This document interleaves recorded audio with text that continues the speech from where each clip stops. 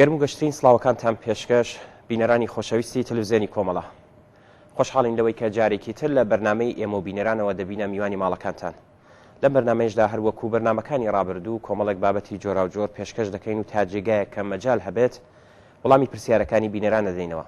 هیوادارین کە لە هەر کوێیەک هەند ساغ و سڵامەت بن و مەجالی ئەوەتان هەبێت تا کۆتایی ئەم بەرنامەیەش لەگەڵمان بن.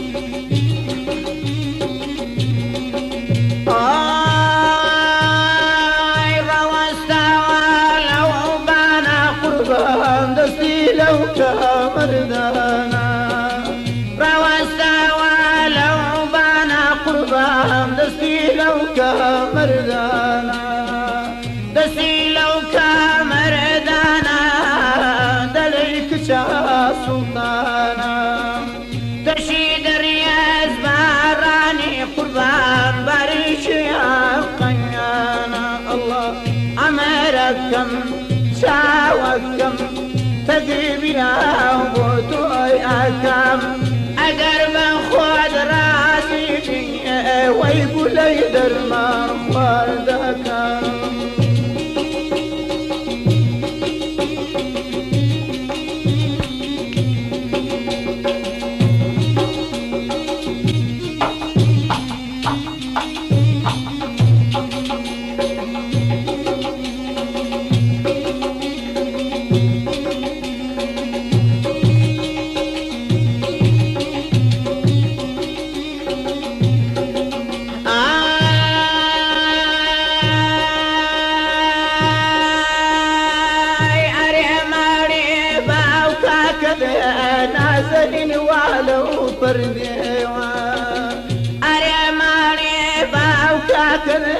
شاوكم ولو فرديوا أواخم إشكار وانسيم نازل بالمدافيوا أواخم إشكار وانسيم شاوكم بالمدافيوا أمركم شاوكم ديدكم تقبيرا وبوتوي أكم أقرب خود راسي فيه ويباب درمان خوردك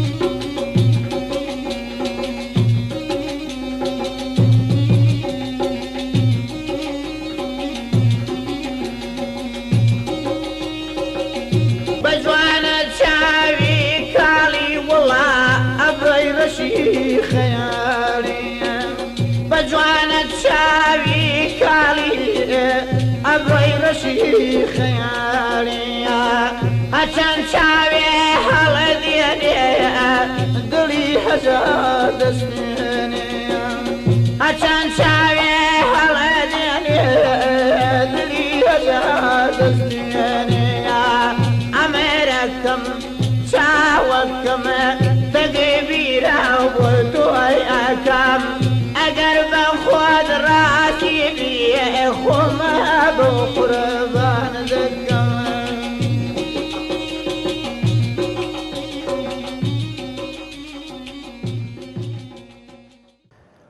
بینەرانی عزیز بەرنامەی ئەم هەفتەیەمان بە یادێک لە ڕووداوێکی مێژووی لە بزوتنەوەی خەڵکی کوردستاندا دەست پێ دەکەین. ڕۆژی 3 ڕەشەمەی ساڵی 1377 خەڵکی خەباتکار و شۆڕشگێڕی شارەکانی کوردستان لە ناڕەزایەتی بەڕفاندنی عەبدوڵڵا ئۆجەلان سەرۆکی پارتی کرێکارانی کوردستان پەکەکە کە لە ئاکامی پیلانی هاوبەشی دەستگا جاسوسیەکانی تورکیا، ئیسرائیل و ئەمریکا ڕفێنرا و تەسلیمی تورکیە کرایەوە دەستیاندایە خۆپیشاندان. خەڵکی کوردستانی ئێران بە حەق سەبارەت بەم تێرۆریزمە ئاشکرا دەوڵەتیە ناڕزایەتیان دەربڕی.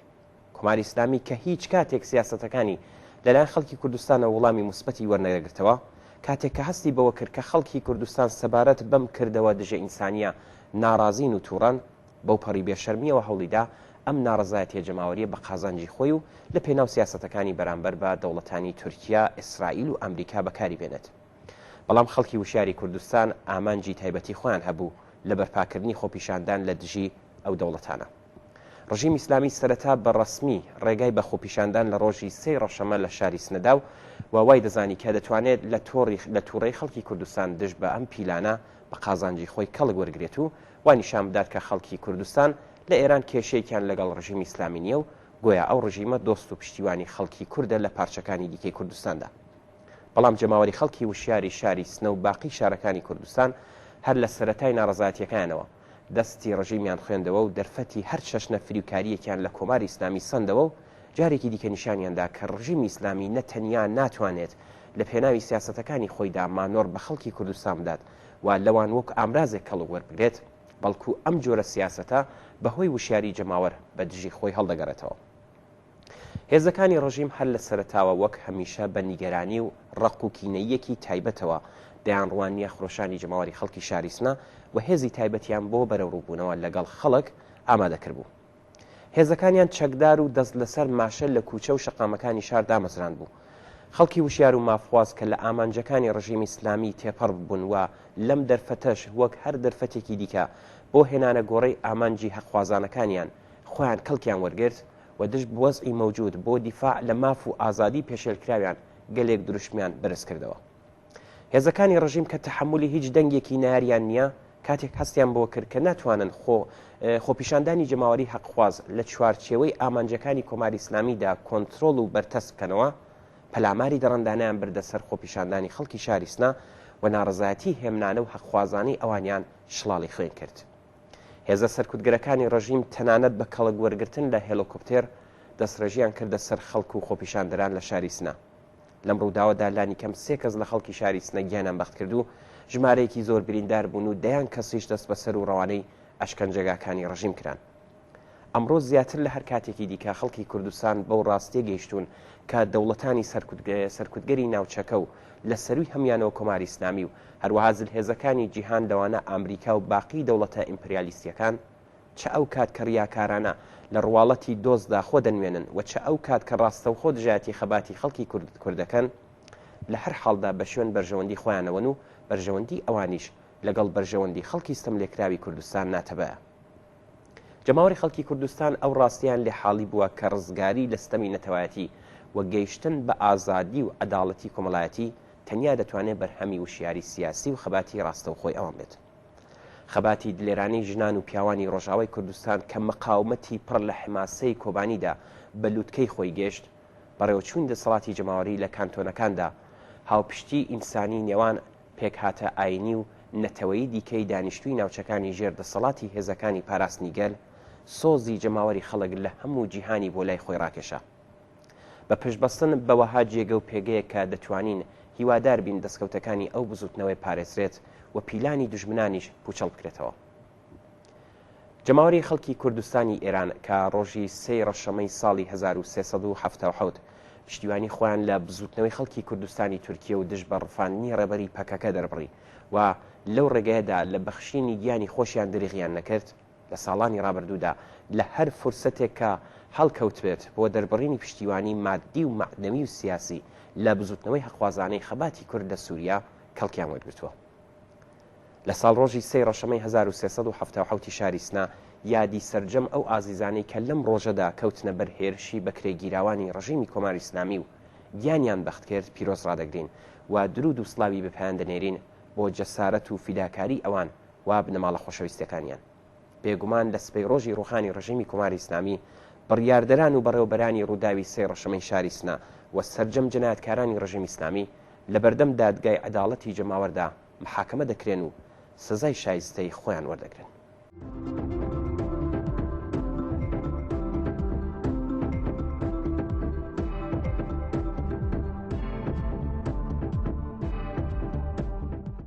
ئازیزان خەریکە لە 8 مارس ڕۆژی جیهانی ژن نزیک دەبینەوە. چاوەڕوانی ئەوە دەکرێت کە ئەم ساڵیش وەکو زۆربەی ساڵانی پێشوو لە هەر شوێنێک بە پێی توانە ئینسانە یەکسانی خوازەکان ڕێز لەو ڕۆژە بگرن و لەسەر مافە پێشێلکراوەکانی ژنان پێداگری بکەن. لەم بەشە لە بەرنامەکەماندا لە پەیوەند لەگەڵ ڕۆژی جیهانی ژن بابەتێکی کورتان لەسەر توندوتیژی دژبەژنان پێشکەش دەکەین. ئازاری توندوتیژی دژبەژنان سنوور ناناسێت، چین و توێش ناناسێت، گەورە و بچووک ناناسێت. لە هەر شوێنێک ژنێک هەبێت جۆرێک لە جۆرەکانی توندوتیژی لە دژی ئەو خۆی حەشارداوە و چزی خۆی دەوەشێنێت و ئازاری خۆی دەگەێنێت. ژنانی هەژار، ژنانی کرێکار، ژنانی بێسەواد، ژنانی مهاجر، ژنانی شەڕ لێدراو، ژنانی لەشفرۆش و ژنانی معتاد زۆرترین بەشی ئەم ئازارەیان بەردەکەوێت. هەر کردەوەیەک بە هەر شێوەیەک ئازارێک جەستەیی بێتیان دەرونی ئاشکرا بێتیان شاراوە بە ژن بگەێنێت نیشانی توندوتیژیە. دیارە دڵتەزێنترین جۆری ئەم ئازارە توندوتیژی جەستەییە کە لەلایەن پیاوانەوە دژ بە ژنان بەڕێوە دەچێت. بەڵام پانتایی و قوڵایی ڕاستەقینەی ئەم ئازارە کۆمەڵایەتیە کاتێک دەردەکەوێت کە هەموو جۆرەکانی شاراوەی و ئاشکرایی دیکەشی بناسی. ئەو کچە کەم تەمەنەی وا لە ترسا هەڵدەلەرزێ و بە زۆر ئەیدەن بەرتیغی خەتەنە و هەتا ئەژی ئەبێت چ زووی ئازاری کەم ئەندامبوون تەحمل بکات. ئەو کچە کەم تەمەنەی کە هێشتا هەربیر لە بووکە شوشەکەی دەکاتەوە بەڵام بەشوی ئەدەن و بە زۆر ئەیخەنە باوەشی پیاوێکی بەتەمەنەوە. ئەو ژنە لاوەی کە لە ڕێگەی ئاخوندێکەوە لەبەر دەرگای شوێنە بەناو پیرۆزەکانی قوم و مەشهەد لەشی و کەسایەتی و کەرامەت و غروری هەڕاج دەکرێت. ژنان و کچانێکی لاو کە بۆ پەیداکردنی موادی مخدر بۆ کەسوکاری معتادیان ناچار دەکرێن مل بۆ هەر کارێک کەچ بکەن، ئەوانە و گەلێک لەوانە زۆرتریش قوربانی ستەم و توندوتیژی دژبەژنانێکن کە چارەنووسیان بەپێی یاسا و شەریعەت و بەرژەوەندی دەوڵەت و باوک و براو هاوسەر دیاری دەکرێت.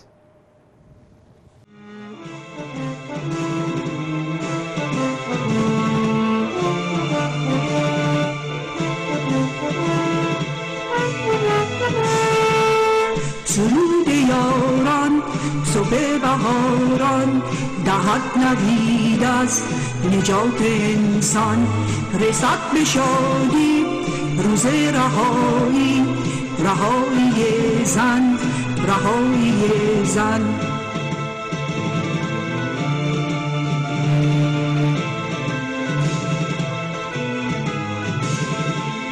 ستم نماند به روزگاران تا آسمان است ستاره باران، هم رسم و پیمان موج خروشان، زنان ایران، زنان ایران.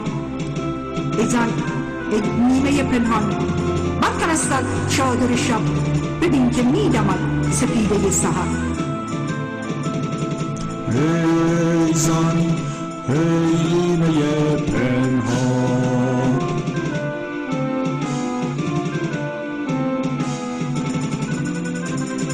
برکن از سر چادر شب، ببین که میدمد سپیده سحر.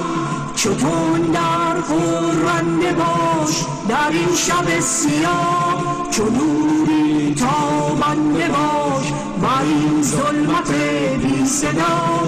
اندیشه باش، اندیشه باش بر جهل شب پرستان، همچون تیشه باش کوبنده باش، کوبنده بر این ریشه باش.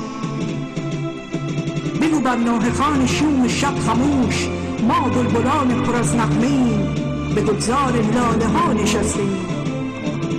بگو بر نوحه خان شوم شب خموش، خموش، خموش، ما بلبلان پر از نغمه‌ایم به گلزار لاله ها نشستیم. از این قفس بیزار و خسته‌ایم.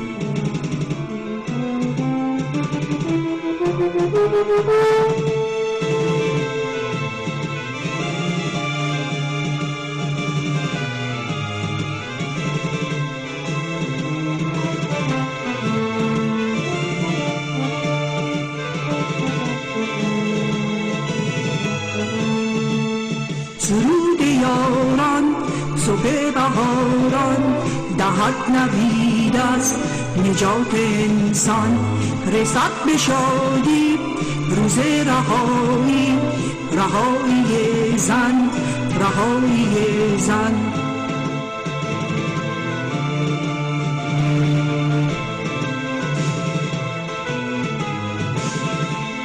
ستم نماند به روزگاران تا آسمان است ستاره باران هم رسم و پیمان موجه خروشان زنان ایران زنان ایران ای زن ای میوه پنهان برکن از سر چادر شب ببین که میدمد سپیده سحر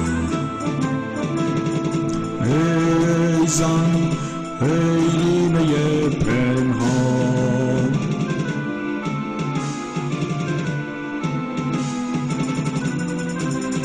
برکن از سر چادر شب ببین که میدمد سپیده سحر چطور در غرنده باش در این شب سیاه چو نوری تابنده باش بر این ظلمت بی صدا اندیشه باش اندیشه باش بر جهل شب پرستان همچون تیشه باش کوبنده باش کوبنده بر این ریشه باش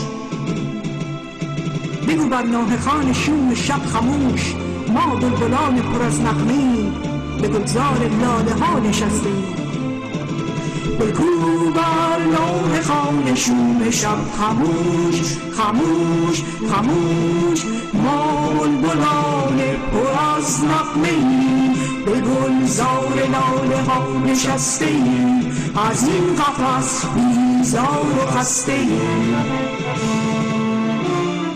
ما نیمه دیگریم نه کمتریم نه برتریم ما نیمه دیگریم با هم برابریم خواهان دنیای بهتریم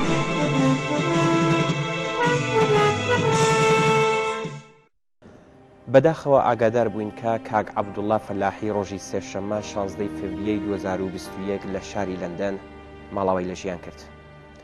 کاک عەبدوڵڵا فەلاحی ساڵی 1332 هەتاوی لە بنەماڵەیەکی خۆشناوی شاری سەقزدا چاوی بە دنیا پشکەوت. خوێندنی سەرەتایی و ناوەندی لە سەقز تەواو کرد و لە ساڵی 1352دا لە زانکۆی پۆلۆتێکنیکی تاران و لە ڕشتەی موهەندیسی ڕێگا و بیناسازیدا درێژەی بخوێندندا. هاوڕێ عەبدوڵڵا فەلاحی بەهۆی بیر و بۆچوونەکانی و هەڵسوڕانی خەباتکارانەی ساڵی 54 لەلایەن ساواکەوە دەستگیر کرا و بۆ ماوەی 2 ساڵ زیندانی کرا. لەگەڵ دەستپێکردنی ڕاپەڕین و خەباتی گەلانی ئێران لە دژی ڕژیمی پاشایەتی ئەو هاوڕێژ وەکو هەزاران گەنجی خەباتکاری دیکات تێکەڵ بەو ئاخێزە شۆڕشگەرانەیە بوو و بێ ڕێژمارەیەک لە هاوڕێیانی ڕێکخراوێکیان بەنێوی کۆمەڵەی یەکسانی کوردستاندا مەسرند. کاک عەبدوڵڵا فەلاحی لە چوارچێوەی خەباتە سیاسیەکەیدا گرنگیشی بە بوژانەوەی فەرهەنگ و زمانی کوردی دەدا و لەو پێنەوەیدا بێڕێژمارەیەک لە هەواڵانی لە مانگی ئەسفەندی 1357 بنکەی بوژانەوەی فەرهەنگی کوردیان لە شاری سەقزدا مەسرند. ئەم بنکەیە بوو بە مەکۆیەک بۆ درێژەدان بە خەبات و تێکۆشانی سیاسی و کولتوری نەک هەر لە شاری سەقز بەڵکو لە گەلێک لە شارەکانی کوردستان. بە دوای هێرشی کۆماری ئیسلامی بۆ سەر کوردستان هاوڕێ عەبدوڵڵاش وەک ژمارەیەکی یەکجار زۆر لە خەباتکاران و تێکۆشەرانی دیکە ناچار شاریان بەجێهێشت و ڕوویان لە شاخ کرد. سوور بوون لەسەر خەبات و درێژەدان بە تێکۆشانی سیاسی و ڕزگاری خوازانە لەو تایبەتمەندیانە بوون کە تا کۆتایی ژیانی بە هەر شێوەیەک بۆی بکرایە درێغی لێ نەدەکرد. لە سەرەتای ساڵەکانی نەوە دیزاینیدا ڕووی لە هەندەران کرد و سەرنجام لە شاری لەندەن لە ئینگلیس نیشتەجێ بوو. ژیانی تاراوگاوە دژواریەکانی لەگەڵ هەست و مەبەستەکانی هاوڕێ عەبدوڵڵا فەلاحی یەکیان نەگرێگرتەوە بەداخەوە بوونە هۆکاری گەلێک دژواری لە ژیانیدا. سەرنجام ڕۆژی سێشەمەی ڕابردوو واتە 16 مانگی فێڤریەی 2021 زاینی لە ماڵەکەی خۆیدا گیانی بەخت کرد. ئێمە بم بۆنەوە لە تلوزیۆنی کۆمەڵەوە سەرخۆشی دەکەین لە هەموو ئەندامانی بنەماڵەی بەڕێزی و خۆمان بە شەریکی خەمیان دەزانین.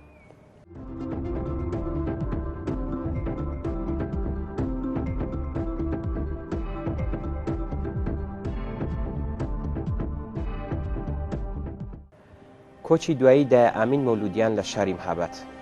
بەداخەوە ئاگادار کراینەوە دایە ئامین ڕۆژی پێنجشەممە 30 مانگی ڕێبندان لە تەمەنی 84 ساڵیدا دوای ماوەیەک نەخۆشی لە مەهاباد کۆچی دوایی کرد. دایە ئامین دایکی لاوی گیانبەختکردووی کۆمەڵا هاوڕێ نەجات ماملێ بوو کە ساڵی 62 لەگەڵ پۆلێک لە لاوان لە تەمەنی 16 ساڵی لە تەورێز ئەعدام کرا. دای ئامین هاوسەری هونەرمەندی بەناوبانگ محەممەد ماملێ بوو. دای ئامین لە داوێنی بنەماڵەیەکی شۆڕشتێڕ بە دنیا هاتبوو و لەگەڵ گیانبەخت کرد و ئەسعەد خودایاری هاوسەرگیری کردبوو وە کوڕ و کچێکی هاوبەشیان بوو. چەند ساڵێک دوای تەرۆرکرانی ئەسعەد خودایاری لە سەرەتای چلەکان لەگەڵ هونەرمەند محەممەد ماملێ هاوسەرگیری دەکات و 5 منداڵ لەوانە گیانبەختکردی کۆمەڵا هاوڕێ نەجات بەرهەمی ژیانی هاوبەشیان دەبێت. دای ئامین هەتا ئاخرین ساتەکانی ژیانی یارمەتیدەری کار و ئەرکی هوەری و ئەدەبی بە تایبەت لاوان بوو و ماڵەکەی دایم مەکۆی دیداری هوەر و دۆستان و ئەدیبان بوو. ئێمە بەم بوونەوە لە تەلەڤیزیۆنی کۆمەڵەوە سەرخۆشی خۆمان ئاراستەی سەرجەم کە سوکاری دای ئامین بە تایبەت جگەرگۆشەکانی دەکەین. یادی ئازیزی دای ئامین بەرز و بەڕێز بێت.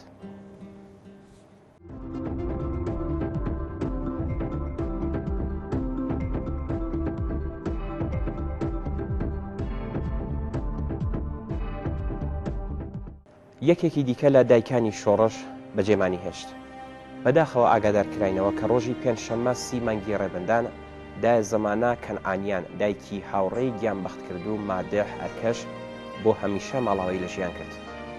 دای زەمانە کەسایەتیەکی ناسرا و خۆشەویست و متمانە پێکراوی شاریس نەبوو.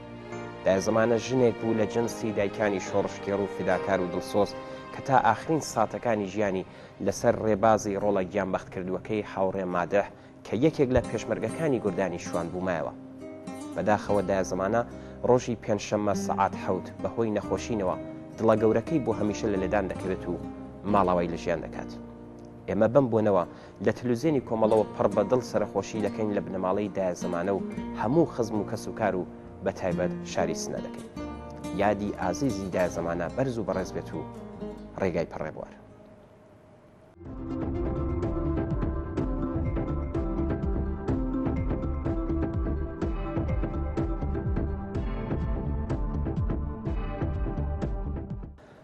بەڵێ بینەرانی ئازیز بەم جۆرە هاتینە کۆتایی بەرنامەی ئەم هەفتەیە ئێمە و بینەران زۆر سپاس بەوەی کە تا ئێستا لەگەڵمان بوون. چاوەڕێی نامە و ئیمەیل و پەیوەندیەکانی تەلەفۆنی ئێوەین. بۆ هەرچی زۆرتر ڕازاندنەوەی بەرنامەکەی خۆتان پەیوەندیمان پێوە بکەن و پێیان و ڕاوبۆچوونەکانتان باس بکەن. هەر شاد و سەرکەوتوو بن و ماڵەوە.